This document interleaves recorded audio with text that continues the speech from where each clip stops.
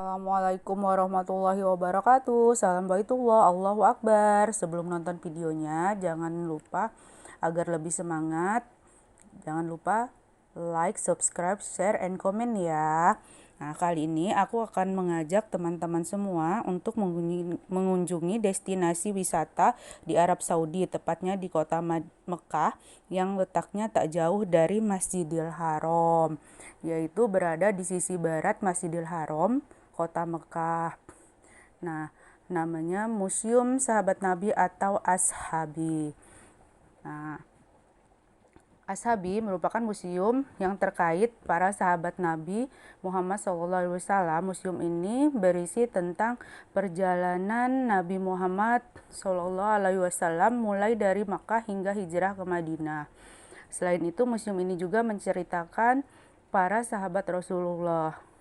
Di sini pengunjung dapat menyaksikan legasi sahabat-sahabat yang mengisahkan perjalanan hidup Rasulullah SAW, baik itu selama di Mekah maupun di Madinah. Selama musim haji, otoritas museum tersebut menggratiskan biaya masuk bagi jamaah. Namun di hari biasa dikenakan biaya. Nah, harga tiketnya sebesar 15 rial per orang. Dan jika datang dalam rombongan lebih dari 50 orang, harganya menjadi 10 rial atau setara 38.000 per orang. Istimewanya, untuk jamaah yang dari Indonesia, kita mendapatkan promo gratis apabila mau mengunjungi museum tersebut.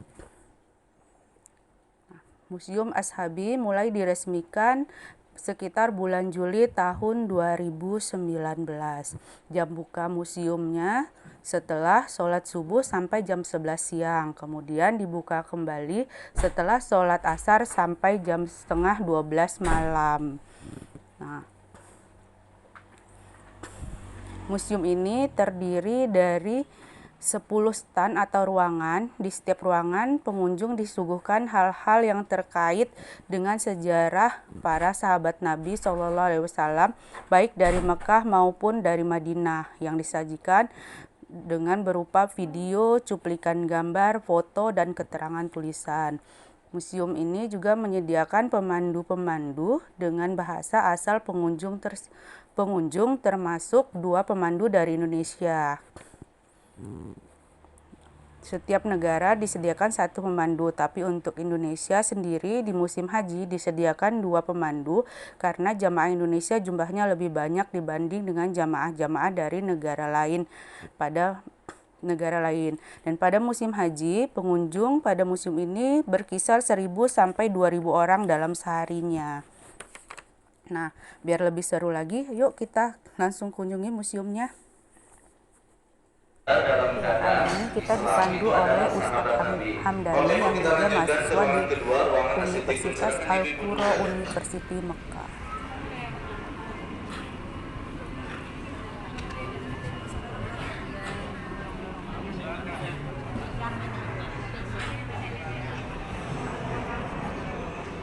Langsung di sebelah kiri saya silakan.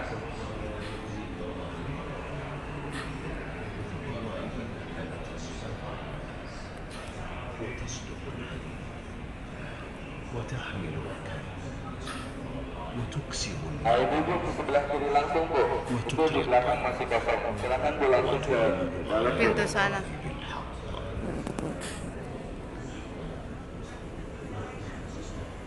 لم تكتفي خديجة Ibu silakan langsung ke dalam.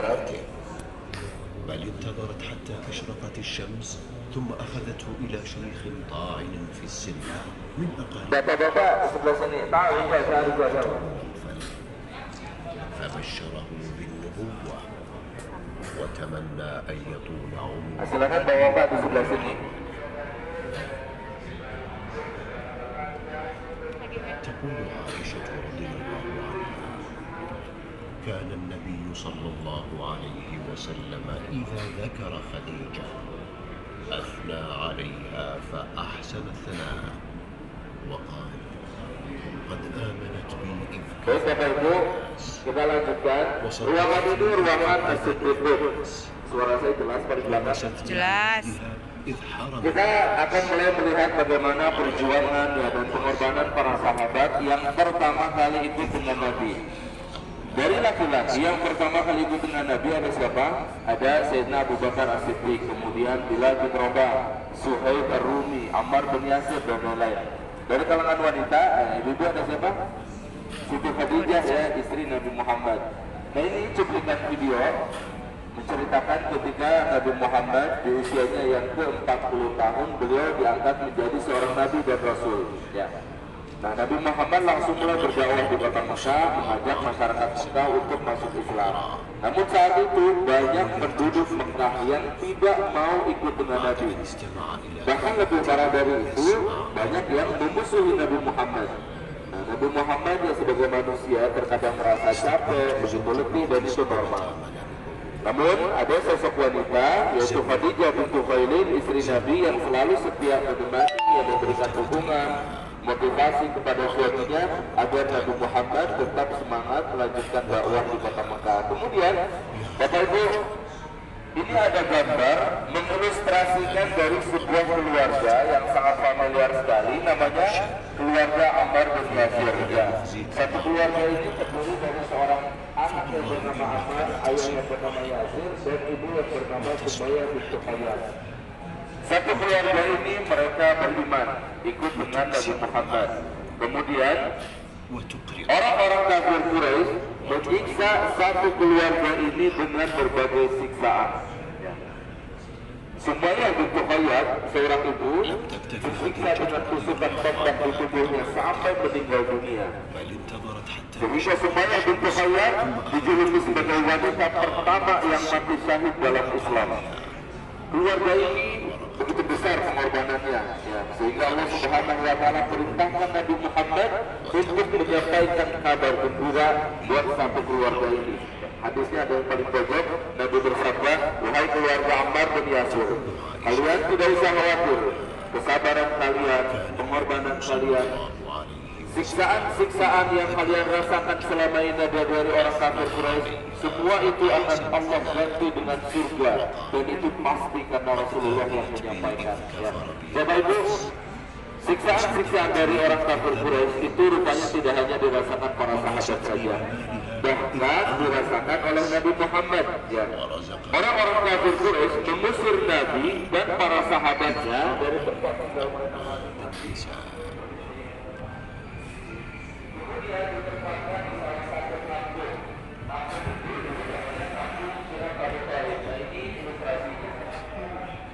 Nabi dan para sahabatnya ditempatkan di kampung ini oleh orang kafir Quraisy kurang lebih 3 tahun. Nah, orang kafir Quraisy tidak mengizinkan siapapun masyarakat Mekah untuk keluar kebutuhan pokok di kampung ini. لما انحدر النبي صلى الله عليه وسلم وهو يرتجف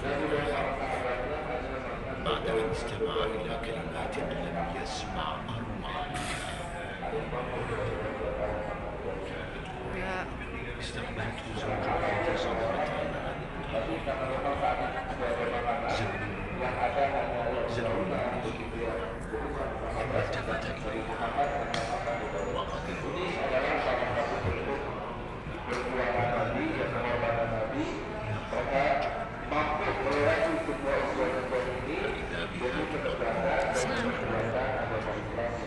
Maju ke depan nih, Bu.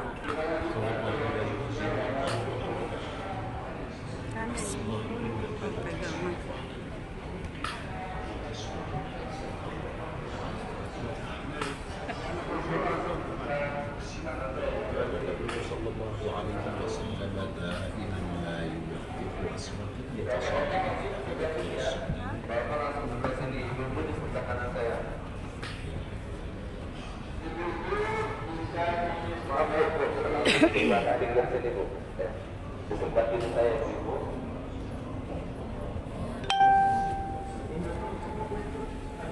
Bapak langsung di sebelah sini Pak, silakan Pak. Silakan Pak, sebelah kiri saya.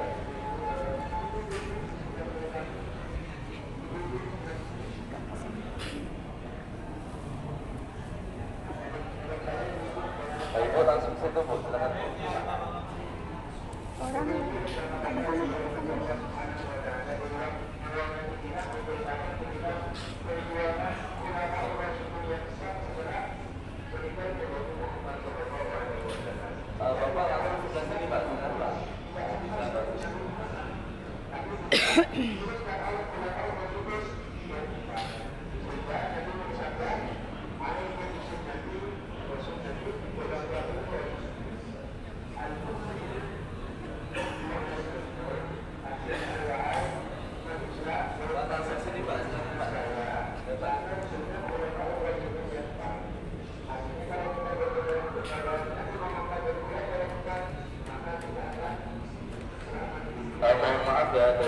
saya bawel, Bapak Ibu harus dipisah begini.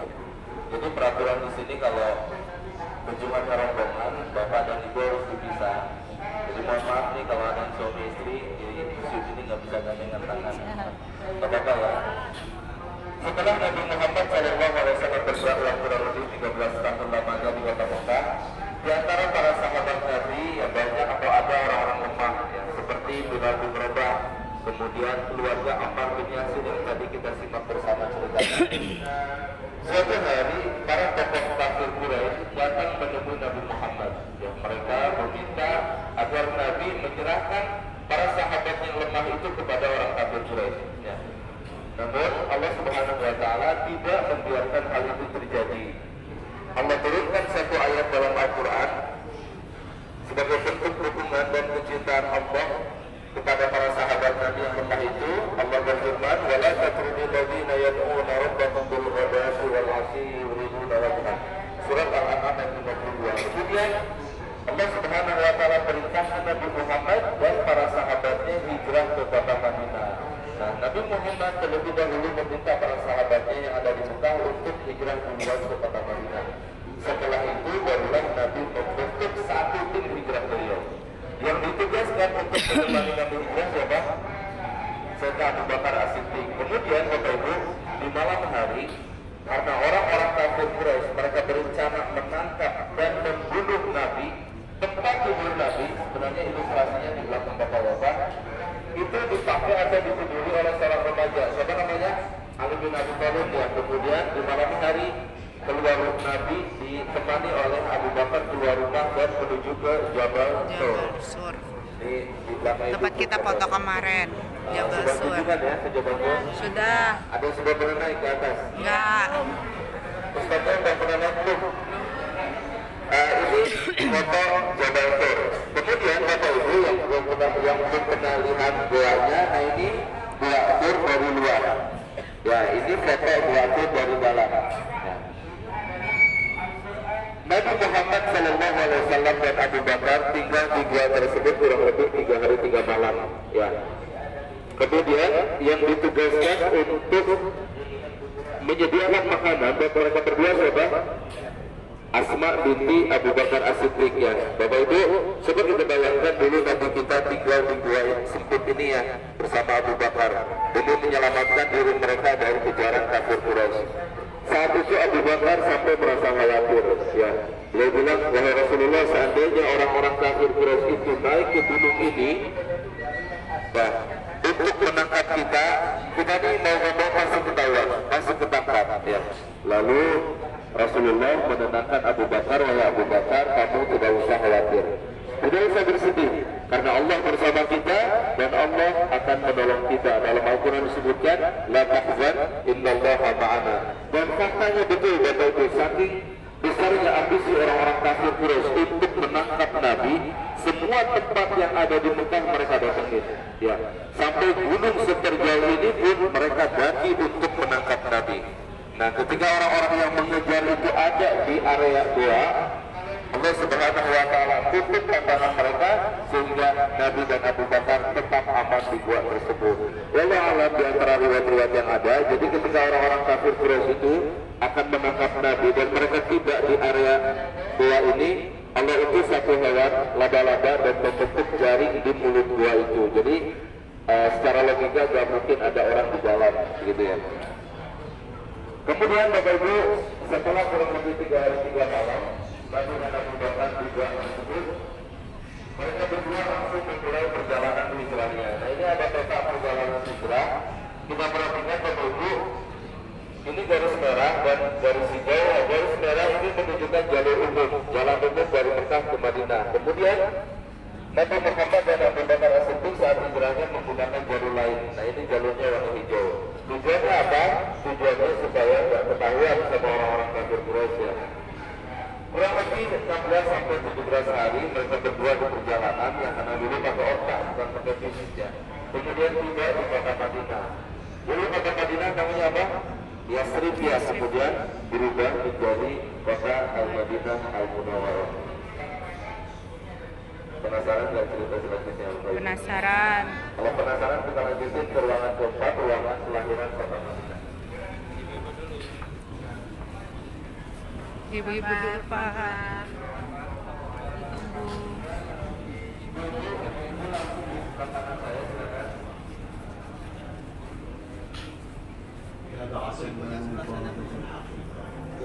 Hati-hati Bu. Ibu-ibu langsung di sebelah kanan saya. Yang sepuh-sepuh bisa duduk tuh.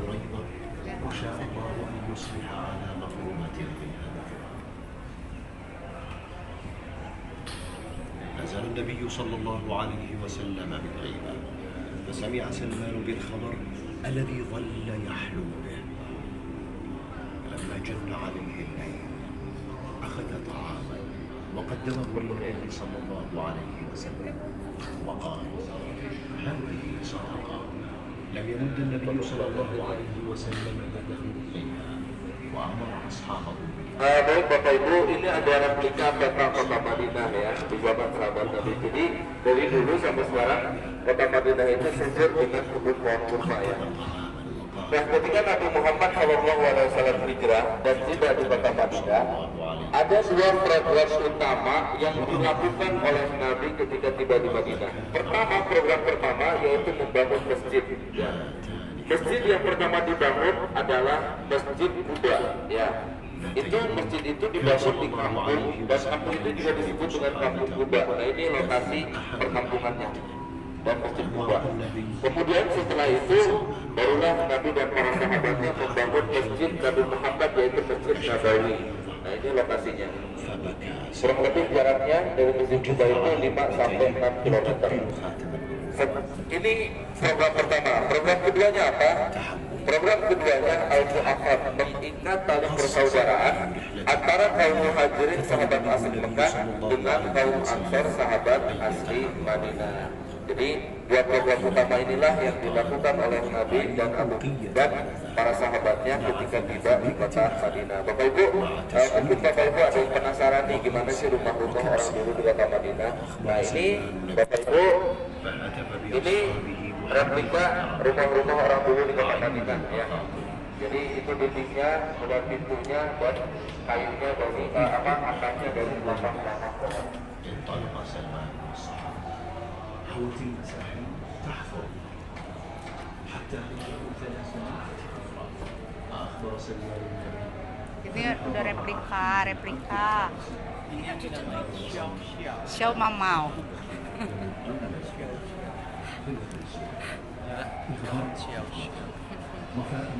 Jika di atap rumah Bapak Ibu, pun. kita lanjutkan ke ruangan berikutnya, ruangan Al-Muhtazibun. Di ruangan ini kita akan masuk bioskop ya, kita nonton cuplikan video perang Uhud dalam bentuk visual 3D. Silakan bisa lewat kiri kanan. Ibu-ibu di kursi, bapak-bapak di depan di lesehan.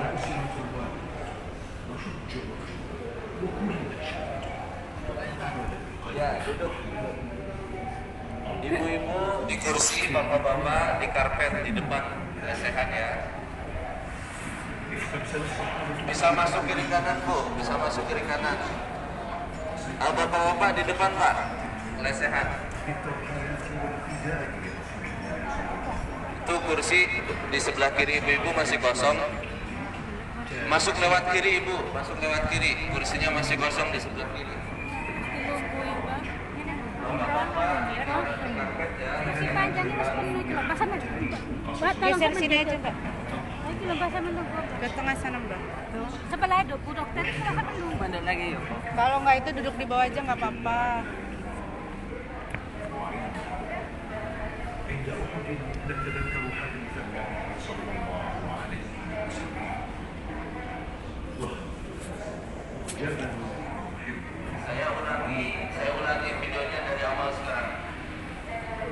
في العام الثالث من الهجرة جاءت قريش في قيادة أبي سفيان بن حرب تحط الخطى نحو المدينة تقودها الرغبة للانتصار بعد هزيمة بدر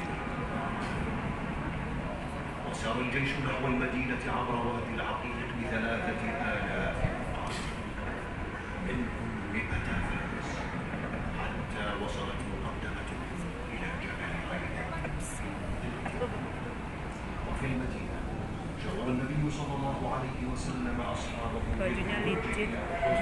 أو القتال استقر الرأي على المسير نحوه.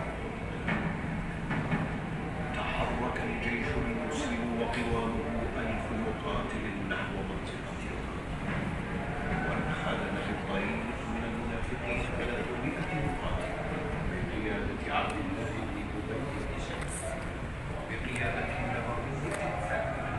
عسكر النبي صلى الله عليه وسلم جاعلا جبل أحد خلفه وجيش المشركين أمامه، حمى ظهر المسلمين وميمنتهم بجبل.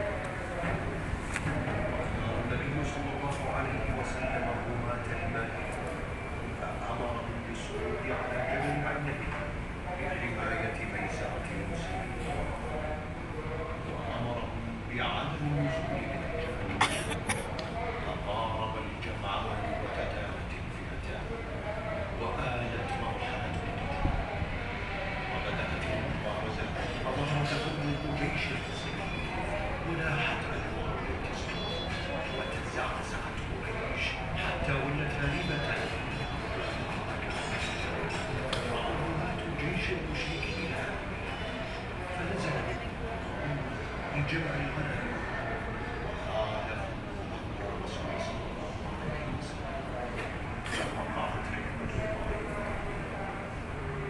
وفي هذه الأثناء لمعت فكرة العودة إلى قائد فرسان المشركين خالد بن الوليد، فانتهب من خلف جبل الرماة وانقض على مؤخرة جيش المسلمين، فوقع القتل حتى استشهد 70 من الصحابة. أشيع بأن النبي صلى الله عليه وسلم قد قتل، وانسحب الجيش المسلم نحو الشام. أصيب رسول الله صلى الله عليه وسلم فكسرت رماحه وشج وجهه وكلم شفته، فقال بقلبه الرحيم: اللهم اغفر لقومي فإنهم لا يعلمون. استمسك الصحابة في الدفاع عن النبي صلى الله عليه وسلم، وسجل التاريخ صفحات بالتضحيات والفداء لرسول الله صلى الله عليه وسلم. انسحب جيش المشركين تائهين ليحققوا راجع بهم إلى في هذه الميادين يحكي التاريخ قصص الهدى، وتظهر رحمة النبي صلى الله عليه وسلم وشجاعته وحكمته، وتتجلى عنايته وعينه. عند أحد نتذكر حديث النبي صلى الله عليه وسلم: جبل تحبنا ونحب. Bapak Ibu, videonya sudah selesai. Kita lanjutkan ke ruang berikutnya. Silakan ibu duluan, Mas. Buat ini, awas buat ini. Ibu duluan. قريش بقيادة أبي سفيان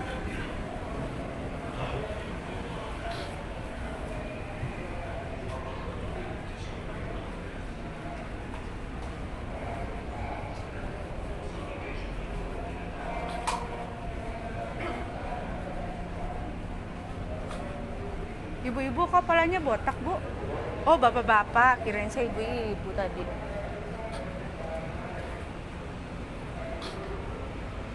Nah, ibu-ibu sebelah kanan saya, di sebelah sini.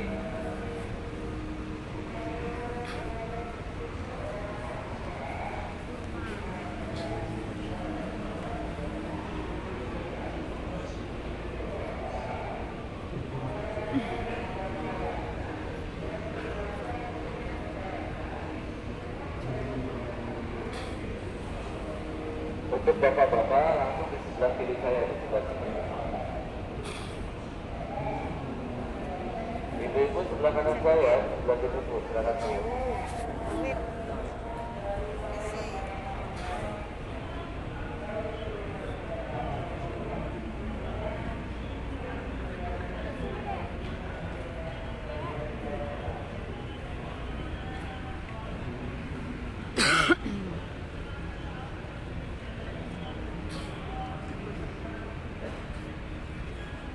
Indonesia dari mana ini, Bapak Ibu?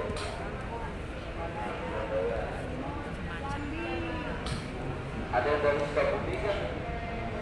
Ini kakak panggung. Depok ada nanti.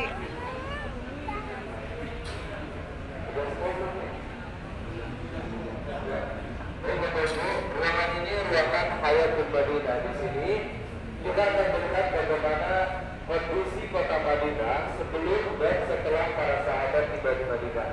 Jadi Bapak Ibu, dulu kota Madinah itu bisa dikatakan kota yang ketinggalan zaman, ya, belum berkembang. Nah, setelah para sahabat tiba di kota Madinah, banyak terjadi perubahan. Ya, diantaranya perubahan di bidang pendidikan. Masjid Nabawi, Bapak Ibu, sebenarnya gambarnya ada di belakang ibu-ibu, ya. Masjid Nabawi selain digunakan untuk sholat, zikir, Tas kecil kalau nggak dipakai, yang tas kecil kalau nggak dipakai, saya biar apa nggak berat itunya, kurmanya itu biar dilak aja lah. atau madrasah. Jadi para sahabat tadi itu kalau belajar dari Nabi, umumnya Di depan, di wrapping. 80.000. 80. Bapak Ibu kita tahu ada 10 Tapi aman. Nabi yang sudah dijamin masuk surga. Kita itu. Nah, itu orang di antaranya adalah sahabat-sahabat yang kaya raya berhasil mengembangkan perekonomian di kota Madinah. Ya, ini nama-namanya. Ada Sayyidina Abu Bakar As-Siddiq, Umar bin Khattab, Utsman bin Affan, sampai Sa'ad bin Abi Waqqas. Jadi masuk surga. Tapi selama mereka masih hidup, juga mereka orang kaya. Maka yang namanya digunakan di jalan Allah, ya. Kemudian perubahan di bidang lainnya di bidang ilmu kedokteran. Nah, ini ada dua sahabat wanita,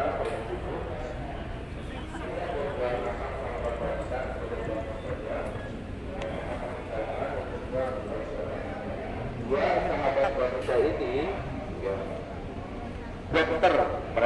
Mereka berdua berhasil mengembangkan ilmu kedokteran di kota Madinah. Jadi setiap kali ada peperangan, dua dokter ini selalu gabung dengan pasukan kaum muslimin sebagai tim medis, ya, atau tim kesehatan gitu. Nah, ini beberapa contoh perubahan atau pertumbuhan yang ada di kota Madinah setelah para sahabat tiba di kota tersebut, ya. Bapak Ibu, gimana kita lanjutin kurang berikutnya? Ya. Sebelumnya saya mau nanya dulu ini museumnya ada 10 ruangan, ya. Kita ini baru ruangan ke-6. Dari awal saya tadi nyerocos saja menjelasin gitu. Bapak Ibu dengerinnya bosan nggak? Enggak. Jujur aja kalau bosan nggak apa-apa. Saya takutnya keburu ngantuk gitu. Karena ini ada banyak ruangannya. Kalau memang nggak bosan dengerin saya ngomong, ya, kita lanjutin penjelasannya di ruangan berikutnya. Siap.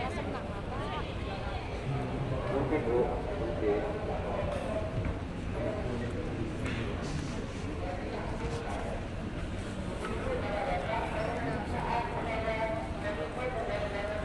Ibu langsung di sebelah kanan saya, silakan.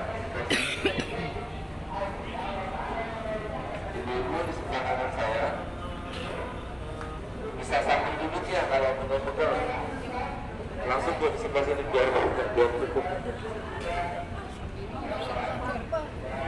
Bapak-bapak di sebelah kiri saya. Agak dikit ibu.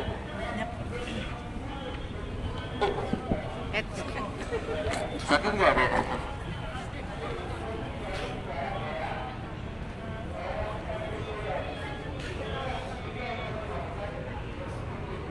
Diusahakan tengahnya dikosongin, ya, buat pengunjung yang perorangan.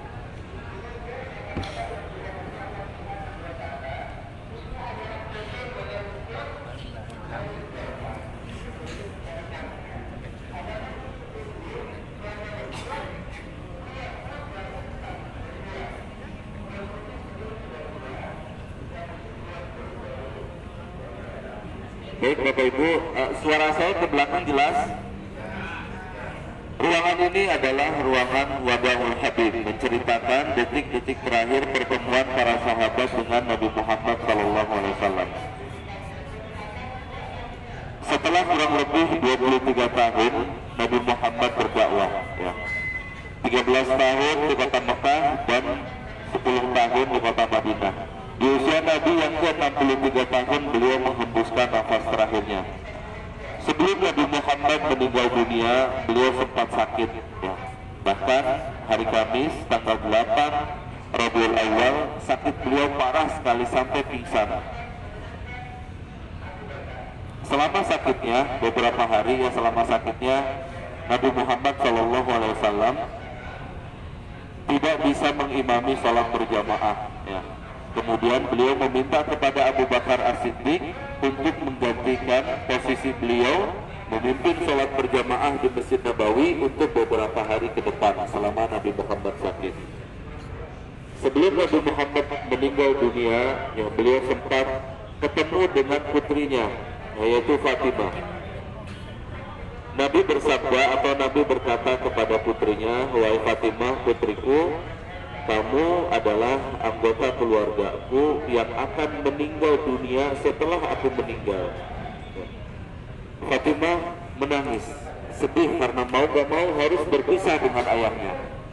Kemudian ayahnya berbisik kembali di telinga Fatimah, "Wahai Fatimah, putriku, tapi tenang aja, meskipun kamu anggota keluarga aku yang akan meninggal setelah aku meninggal dunia, tapi kamu nanti akan menjadi pemimpin penduduk surga untuk kalangan wanita." Lalu Fatimah pun tersenyum bahagia mendengar kata-kata ayahnya tersebut.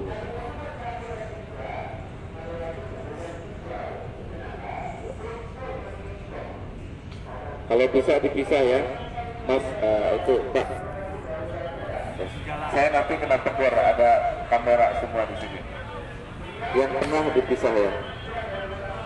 Orang terakhir yang masuk ke kamar Nabi Muhammad selama sakitnya adalah Abdurrahman bin Abu Bakar As-Siddiq, saudara Aisyah radhiyallahu anha. Saat itu Abdurrahman memegang siwak. Ya. Kemudian Aisyah menawarkan kepada Rasulullah, "Wahai suamiku, apakah kamu mau bersiwak?" Lalu Nabi Muhammad mengangguk, ya saya mau bersiwak. Aisyah mengambil siwak itu dari Abdurrahman, kemudian ujung siwak digigit oleh Aisyah dengan lembut, ya, lalu membantu suaminya bersiwak. Karena memang Rasulullah SAW itu suka sekali bersiwak. Hari Senin tanggal 12 Rabiul Awal tahun 11 Hijriah, di usia Nabi yang ke-63 tahun, tepat di pelukan Aisyah radhiyallahu anha, istri Nabi Muhammad, ya, beliau menghembuskan nafas terakhirnya sambil mengucapkan Firafiqul a'la, Firafiqul a'la, Firafiqul a'la. Istriku, aku sekarang pamit. Aku akan menghadap kepada Allah Subhanahu wa taala. Perlahan-lahan ruh mulia Nabi Muhammad itu keluar dari jasadnya.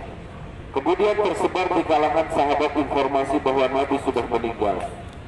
Para sahabat saat itu kaget, terpukul dengan informasi ini. Berat rasanya menerima informasi bahwa Nabi sudah meninggal. Sehingga Umar bin Khattab, sahabat yang gagah perkasa, ketika dikabarkan, "Wahai Umar, Nabi sudah meninggal," Umar seketika bingung. Kemudian mengangkat pedangnya sambil mengancam siapapun yang bilang bahwa Nabi sudah meninggal akan terbunuh orang itu. Ini reaksi alami saja dari Umar bin Khattab, karena memang para sahabat, terlebih Umar bin Khattab, lebih cinta kepada Nabi Muhammad daripada keluarganya sendiri. Ya. Umar bin Khattab yang hafal Al-Quran, hafal tafsir Al-Quran, saat itu lupa akan satu ayat dalam Al-Quran yang menerangkan bahwa Nabi sebagai utusan Allah, manusia dan bukan Tuhan. Kemudian datanglah Sayyidina Abu Bakar As-Siddiq di hadapan Umar dan para sahabat yang lainnya sambil membacakan sebuah ayat, "Wa ma Muhammadun illa rasulun qad khalat min qablihi rusul." Nabi Muhammad adalah utusan Allah, manusia dan bukan Tuhan. Apa yang dialami oleh Nabi Muhammad sekarang sama seperti yang dialami oleh nabi-nabi sebelumnya. Nabi Muhammad hidup dan masih Nabi Muhammad meninggal dunia. Kemudian Umar yang gagah perkasa itu jatuh tidak berdaya. Abu Bakar As-Siddiq lalu kemudian melanjutkan pidatonya di hadapan para sahabat lalu berkata, "Barang siapa yang menyembah Nabi Muhammad, Nabi Muhammad sekarang sudah meninggal dunia." Artinya beliau seorang makhluk dan tidak layak untuk disembah. Dan barang siapa yang menyembah Allah, maka Allah maha hidup dan tidak akan mati. Setelah itu barulah para sahabat mulai bisa tenang, mulai bisa menerima dengan berat hati bahwa mau tidak mau mereka harus berpisah dengan sosok yang paling mereka cintai, yaitu Rasulullah SAW. Bapak Ibu, di belakang saya ini Ya, ini ada bangunan Raudhah di Masjid Nabawi ya. Ini pintu, ini gambar pintu yang mengarah ke makam Nabi Muhammad. Di sebelahnya pintu yang mengarah ke makam Sayyidina Abu Bakar dan Umar bin Khattab. Jadi perlu Bapak Ibu ketahui, ini bangunan ini yang langsung ini dinding, ini bukan makam langsung ya, tapi ini hanya pintu saja yang lurus mengarah ke dalam ke makam Nabi Muhammad, makam Abu Bakar dan Umar bin Khattab. Jadi makam mereka bertiga itu masih agak dalam ya. Kita lanjutin atau duduk di sini?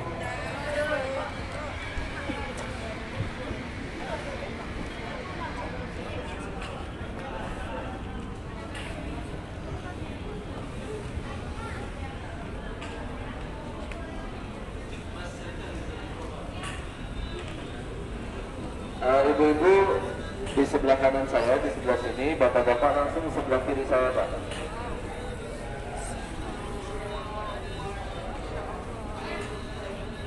Kenapa ibu-ibu kelihatannya agak terkesima ya?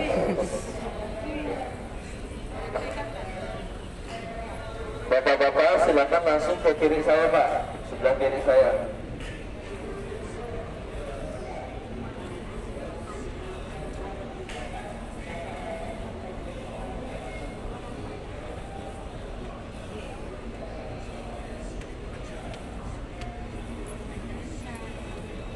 Bapak Ibu, setelah Nabi Muhammad SAW meninggal dunia, nah kepemimpinan dipegang langsung oleh Khulafaur Rasyidin yang 4 yang ada Sayyidina Abu Bakar, Umar bin Khattab, Utsman bin Affan, dan Ali bin Abi Thalib.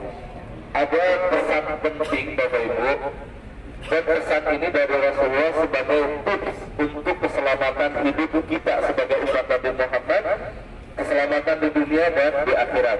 Ya. Nabi Sallallahu Alaihi Wasallam bersabda, ya ini tipsnya, alaikum bisunnati wa sunnatul khulafaur rasyidin. Kalian umatku pegang teguhlah jalan hidup Nabi Muhammad. Kemudian kata Nabi, kalian umatku pegang teguhlah jalan hidup khulafaur rasyidin, yang Abu Bakar, Umar, Utsman dan Ali bin Abi Thalib. Mereka itu adalah para sahabat yang sudah diberikan petunjuk oleh Allah Subhanahu wa taala. Jadi inilah tips keselamatan umat Nabi Muhammad di dunia dan di akhirat yang pesan Nabi Muhammad itu. Kemudian Bapak Ibu, ini ada monitor menampilkan hadis-hadis Nabi yang menjelaskan keutamaan Khulafaur Rasyidin yang 4. Yang pertama di sebelah kanan sana yaitu keutamaan Abu Bakar. Kemudian yang ini yang tengah keutamaan Umar, selanjutnya Utsman dan yang terakhir Ali. Saya akan sebutkan satu saja sebagai contohnya, karena ada rombongan lain yang sudah datang yang tunggu saya. Jadi saya persingkat saja. Sebagai contoh ini saja ya yang kelihatan. Ini keutamaan Umar bin Khattab. Nah ini hadisnya. Nabi SAW bersabda, beliau bersumpah, demi Allah wahai Umar bin Khattab, seandainya kamu sedang berjalan di jalan yang sama ada setan, maka setan akan lari kabur karena takut kepada Umar bin Khattab radhiyallahu taala anhu. Jadi luar biasa ini keutamaan Umar nih. Dulu di zaman sahabat, setan takut sama manusia ya. Kalau sekarang gimana? Manusia takut dengan setan. Ya, mungkin itu masih agak biasa ya. Yang nggak biasa kalau ada suami takut istri. Mudah-mudahan sih nggak ada. Kita lanjutkan ke ruangan berikutnya, ruangan apa betul?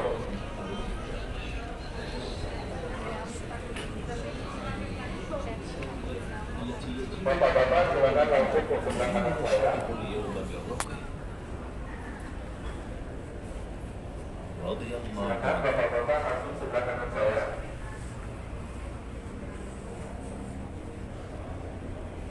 Ibu-ibu di sebelah kiri saya ya.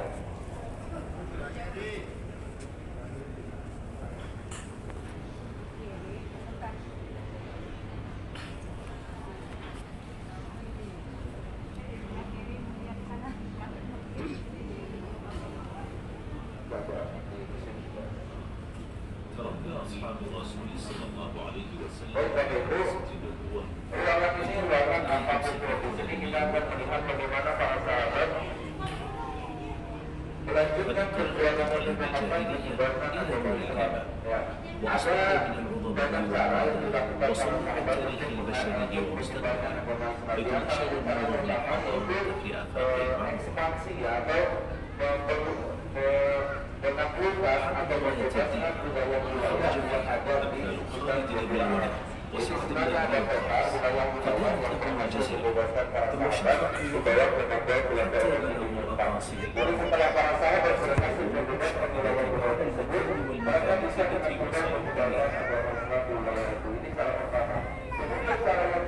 وإذا كانت في شكلها جمعوا بين تزكية النفوس فمنهم القراء كأبي طالب وأبي بن كعب ومنهم المحدثون كأبي هريرة وعائشة ومنهم أهل البيت وحده كترجمان القرآن وعبد الله بن عباس ومنهم الفضلاء كابن مسعود وزيد بن Sakeloh. Sakeloh. رحلة المدينة المنورة إلى الشام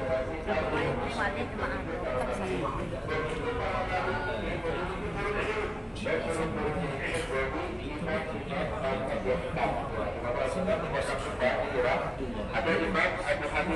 Sakeloh kedok. Kayak kedok.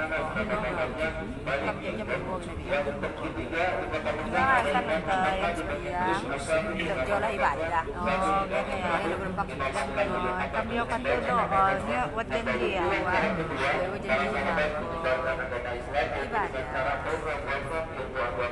dari generasi ke generasi berikutnya hingga bakal Islam itu sampai kepada kita hari ini. Bapak Ibu, ini ada Udah saya beli analgesik. persalinan Al-Quran Mau beli jauh, tapi kayaknya ada. ada Langsung ada apotik, pos dokter. yang aslinya yang ditulis oleh Syekh Obat obat ya ada. itu ada di salah satu museum di Turki. Tapi karena usia Itu dia kemarin minum Bernstein sana. dan ini salinannya. Lumayan tapi nebus. Jadi kalau bahasa sekarang mungkin Pada caan no, saya pernah pada sesama. ditulis ulang tangan. انتقلت إليهم صحاف نبيهم Ya, jadi begini. Di sana Heran kan namanya tulisan Al-Quran itu ditulis berpisah-pisah. Ada yang ditulis di belakang pohon, ada yang ditulis di kulit gunung, nah, di sana Abu Bakar As-Siddiq tulisan Al-Quran yang terpisah itu dikumpulkan dan dibentuk disusun menjadi satu Dia mau kalau dalam dia pakai bahasa isyarat. salah satu hasil Itu kedai cina. perbuatan para sahabat Nah, kamu ide mengumpulkan Al-Quran cina kan? Al-Quran menjadi satu Tuhan mengatasi. Dia cuma sebelah kiri juga, di ujung di tengah neno. Buat Pak Sangat sekali Bapak Ibu dapat wawasan tambahan seputar sahabat Nabi yang bisa diceritakan misalnya saudara di Indonesia. Saya pribadi ada mohon maaf kalau ada kata-kata yang kurang berkenan dari Bapak Ibu sekalian. Begini Ketika kan, berikutnya siaran dan langsung. Bapak Ibu bahas ada yang koper yang disingkatkan bisa disebut koper. Ada kalau memang kopernya udah penuh, Nambah koper. Kalau kopernya udah penuh, nambah koper lagi.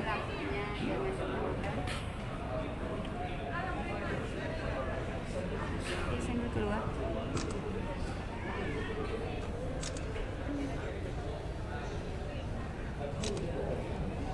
Nah, sampai kita di stand 10, nanti kita akan menuju ke toko yang menjual souvenir-souvenir yang ada di kota Mekah. Nah, di Museum Ashabi tergolong sangat canggih ya teman-teman, karena sisi teknologi serta cukup nyamannya museum ini. Bagaimanapun keadaan museum ini cukup berbeda dari museum-museum kita yang ada di tanah air. Dalam arti di sini jarang ditemukan artefak-artefak asli peninggalan masa lalu, yang ada hanyalah berupa tulisan-tulisan dan foto-foto. Panen berhubung sudah selesai dan sampailah kita ke tempat penjualan souvenir. Jamaah sudah mulai heboh untuk membeli. Jadi kita lanjut di video yang berikutnya teman-teman. Aku sambil mendampingi jamaah untuk berbelanja souvenir dulu. Sampai jumpa. Wassalamualaikum warahmatullahi wabarakatuh.